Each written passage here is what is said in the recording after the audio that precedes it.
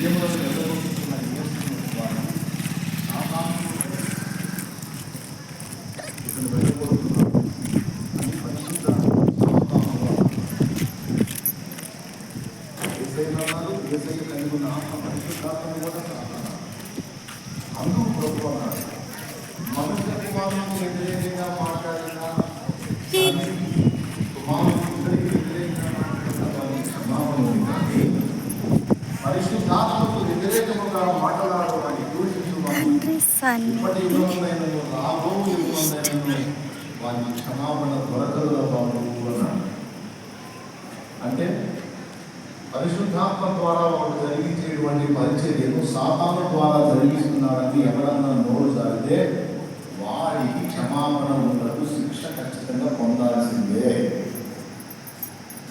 పరిశుద్ధాత్మను దూషింపరాదు.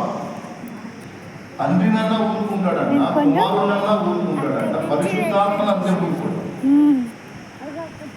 మంచి 6 నెలలు అయింది కదా రాక. అర్థమైందా? గుర్తుపెట్టుకోండి ఈ విషయాన్ని.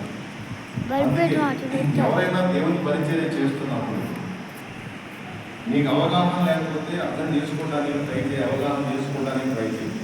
అయినా అర్థం కాలేదా వదిలేదు. కానీ దేవుని మూలంగా జరిగే పరిచర్యని దెయ్యం ద్వారా